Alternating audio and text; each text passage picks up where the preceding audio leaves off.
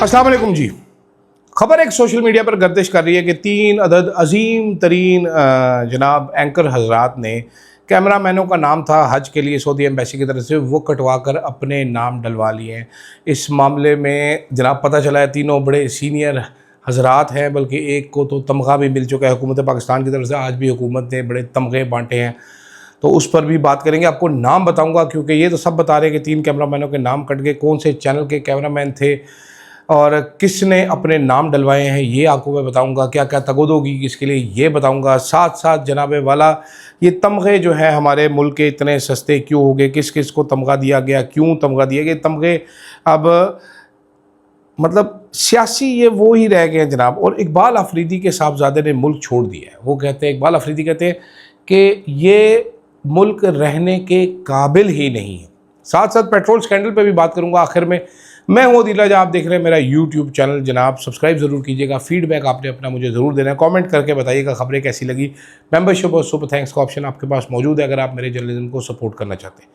जनाब वाला social media पर खबर एक गर्दिश कर रही है कि हमारे अजीम सहाफ़ियों ने चंद ने मैं आपको समझाता हूँ होता क्या है। होता ये है कि सऊदी एम्बेसी जो है वो हर साल कुछ लोगों को हज करवाती है मीडिया में से अपनी पब्लिसिटी के लिए, जारी बात है। तो इस साल 3 कैमरामैन जो बेचारे किसी फंक्शन की कवरेज के लिए जाते होंगे, किसी टाइम पे फॉरेन ऑफिस की बीट के साथ अटैच होंगे या सऊदी एम्बेसी गए होंगे किसी एक आधे फंक्शन में, उनका नाम गलती से गरीबों का डल गया हज के लिए। सऊदी एम्बेसी हज के लिए बुलवाती थी, उनका नाम डल गया हज के लिए। तो जनाबे वाला वो कैमरामैन बड़े खुश थे, बड़े वो कह रहे थे यार कितनी तनख्वाह होती है कैमरामैन की, 35,000 से शुरू होती है, 70-80 हज़ार, लाख रुपया बहुत तीर मारेगा तो कैमरामैन। आजकल तो कम है कैमरामैनों की तनख्वाहें, कोई बहुत ज़्यादा नहीं है। तो वो बड़े खुश थे कि जी हम हज कराएंगे, अल्लाह का घर देख के आएंगे। लेकिन पता ये चला कि 3 उनके इदारों के बड़े बड़े एंकर हजरात या तज्जियाकार हजरात या ब्यूरो चीफ या सीनियर सहाफ़ी, उनसे ये बर्दाश्त नहीं हुआ। उन्होंने इनके नाम कटवाए। इसके लिए एम्बेसी को फ़ोन किया गया, मैसेजेस की गई, ईमेल की गई कि जनाब हमारे इधर से आप हमें बताइए ना, आपने खुद कैसे नाम डाल दिया, हम आपको बताएंगे, ऐसे करेंगे, वैसे करेंगे, ये करेंगे, ये करेंगे। तो इसलिए अब ये वाले नाम डाले जाएँ। अब मुझे ये पता चला है कि ये 3 लोग जो हैं ये कैमरामैन थे। ये चैनल था एक्सप्रेस न्यूज़, आज न्यूज़ और एक और है शायद जी टीवी है, शायद मेरा ख्याल है जी, यकीनन जी टीवी ही है। ये 3 चैनल्स थे और जिन सहाफ़ियों ने, सीनियर तरीन सहाफ़ियों ने नाम कटवा कर कैमरामैनों के अपने नाम डाले, उसमें एक्सप्रेस न्यूज़ के ब्यूरो चीफ जनाब आमिर इलियास राना साहब हैं। आमिर इलियास राना साहब एक पता नहीं कितने तमगे जीत चुके हैं वो हुकूमत पाकिस्तान से, तमगा बरदार सहाफ़ी हैं। शौकत पराचा हैं, आज टीवी से प्रोग्राम करते हैं अपना। ब्यूरो चीफ भी शायद पहले थे, पता नहीं भी हैं कि नहीं है, डिप्टी ब्यूरो चीफ हैं, जो भी हैं। और साथ एक सुहेल इकबाल भट्टी साहब हैं जी टीवी के। इन तीनों ने कैमरामैनों का नाम कटवा के अपना नाम डाला है। और ये ख़बर जनाब कैमरामैन सर्कल से ही आ रही है। वही मायूस थे, वही बता रहे कि यार ये देखो कितनी घटिया हरकत हमारे साथ, गलत हरकत की गई है। ये अब तमगे भी लेते हैं, इनको सारों को तमगे भी मिलते हैं काम करने के, फिर ये जाते भी हैं, मुफ्त के ट्रिपों पे भी जाते हैं। तो कैसी सहाफ़त चल रही है, बेहतरीन किस्म की, मज़ा ही आ गया जनाबे वाला।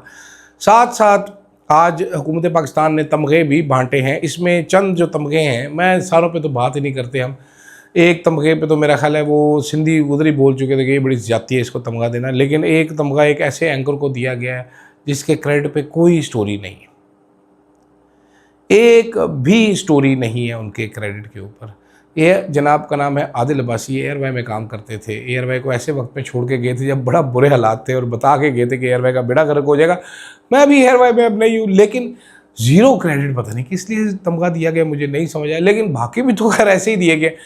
और 4 अदद जो इस्लामाबाद पुलिस के, जो इस्लामाबाद एडमिनिस्ट्रेशन के अफसरान हैं, उनको तमगा दिया गया कि उन्होंने CDA की ज़मीन वागुजार करवाई। जो बंदा सरकारी नौकरी में जाता है जनाब, उसको अपना काम करने की तनख्वाह मिलती है, मरात मिलती है, उसको तमगा नहीं मिलना चाहिए काम करने के लिए। इन लोगों ने पता है आपको क्या किया था? इन लोगों ने गरीबों के घर गिरवाए। ये वो लोग थे जो ऑपरेशन करवा रहे थे बरीमाम में गिरवाने का, ये वो लोग थे जो सैदपुर गांव का ऑपरेशन करवा रहे थे, ये वो लोग थे जो मलपुर का ऑपरेशन करवा रहे थे, ये वो लोग थे जो गरीबों की बस्तियां ढा रहे थे। इनमें एक खातून अफसर को भी मिला है। वो तो कहा यह जाता है कि इतनी जनाब वो मंजूर नज़र है कि हो सकता है इस्लामाबाद की अगली DC भी वो आ जाएं, क्योंकि इस्लामाबाद के जो इस वक्त मौजूदा डीसी हैं उन्होंने निज़ाम की इतनी खिदमत की है कि निज़ाम चाहता है कि इन डीसी साहब को तमगा पहले दे चुके हैं, अब इनको हम रावलपिंडी का कमिश्नर किसी तरीके से लगा दें, तो वो उधर जाने के लिए पर तोल रहे हैं, ये उधर आने के लिए पर तोल रही है। तो यही कहानी चल रही है इधर तमगों की। ये तमगे हमारे रहे नहीं, अब सियासी रिश्वत बन गई है, जिसका दिल करता है मुँह उठा के किसी को दे देता है और वहाँ पर 4 घंटे की सेरेमनी की जाती है जिसमें तमगे बांटे जाते हैं। कोई कशिश ही नहीं छोड़ी है इन्होंने तमगों के अंदर जनाबे वाला। और मतलब तमगों का जो है ना वो हमारा डबल डेकर बस बना के रख दिया। दूसरी तरफ एक और आज कंट्रोवर्सी चल रही है इकबाल अफरीदी साहब के हवाले से। इकबाल अफरीदी साहब के साहबजादे जो हैं वो असाइलम ले लिया उन्होंने। तलाल चौधरी साहब ने इंकशाफ किया। ये जो इंकशाफ है ये 2025 दिसंबर से चला आ रहा है, जब एक ISI लिंक्ड अकाउंट जो कि मुनीर फारूक ने बताया था, मैं अमार सोलंकी, उसने इंकशाफ किया था कि जनाब एक PTI के MN खैबर से जो है उनके बेटे ने असाइलम ले लिया और पाकिस्तान का नाक कटवा दिया। सवाल मेरा ये कि जी पाकिस्तान में कोई बंदा जो है वो क्यों छोड़ के जाना चाहे, असाइलम लेने पे क्यों मजबूर हो। वैसे तो मुझे इस पर भी वो एतराज़ है कि ब्लू पासपोर्ट वाला असाइलम क्यों लेगा।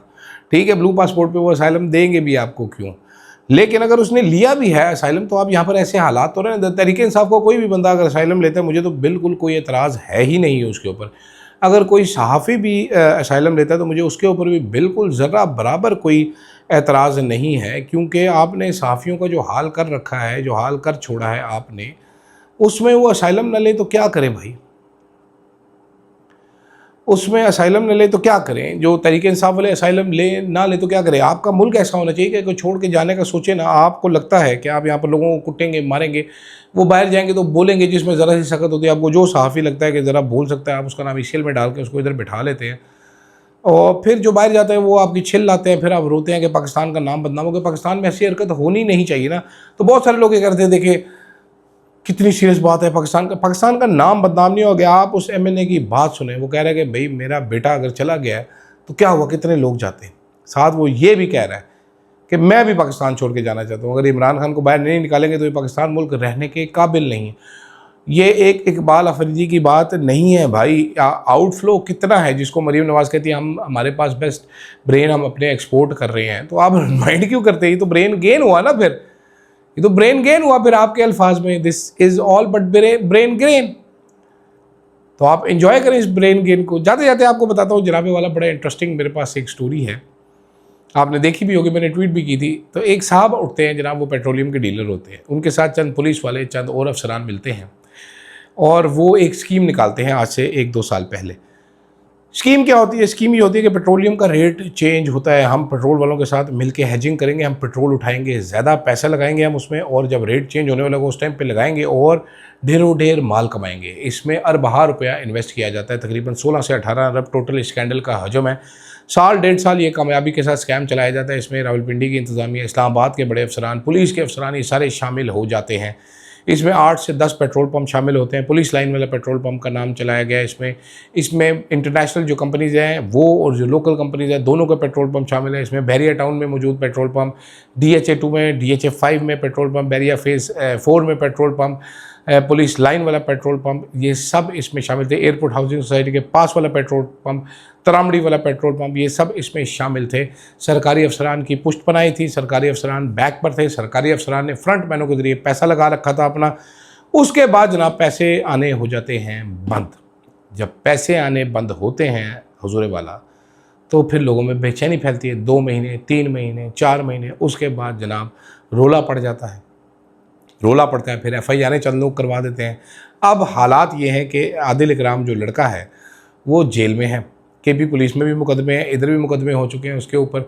वो अडियाला जेल में पड़ा हुआ है। उसके ऊपर दबाव डाला जा रहा है कि किसी सरकारी अफसर का नाम नहीं ले रहा, और मैं सरकारी अफसर का मतलब 18+ ग्रेड बता रहा हूँ, कोई लुगड़ मुगड़ नहीं। पुलिस वाले अपनी सफाइयाँ भेज रहे हैं कि हमारा कोई ताल्लुक नहीं, हमने तो कहा है इसकी लीज़ कैंसिल कर दें आदिल इकराम की, और ये कर दें। शेल वालों ने लीज़ कैंसिल नहीं की, इसमें शेल, हैस्को, लटक का नाम लिया जा रहा है कि ये पंप्स मुलविस थे। खैर वो तो ज़ाहिर बात है कंपनी ने दिया होता है, तो पंप जो चला रहे थे वो सारे इन होंगे। इसमें ओवरसीज़ पाकिस्तानीज़ अमेरिका से, बरतानिया से और फ्रांस से 2 ओवरसीज़ पाकिस्तानीज़ का मुझे कंफर्म हो चुका है जिन्होंने पैसे लगाए हुए थे, जिनके साथ फ्रॉड हो चुका है। इसमें इस्लामाबाद के एक बड़े मशहूर नया जो पुलाव वाले हैं खुले हैं, बड़े मशहूर हुए हैं उन्होंने भी पैसा लगाया हुआ है। सवाल अब ये उठ रहा है कि जनाब इनके पास इतना पैसा सबके पास आया कहाँ से, क्योंकि टैक्स रिटर्न इनकी निकाले तो इनके पास तो इतने वेल्थ ही नहीं है जितनी इन्होंने इन्वेस्ट कर रखी है। खैर इस तरह तो होता है इस तरह के कामों में। और सरकारी अफसरान का भी हालत बड़ी पतली है।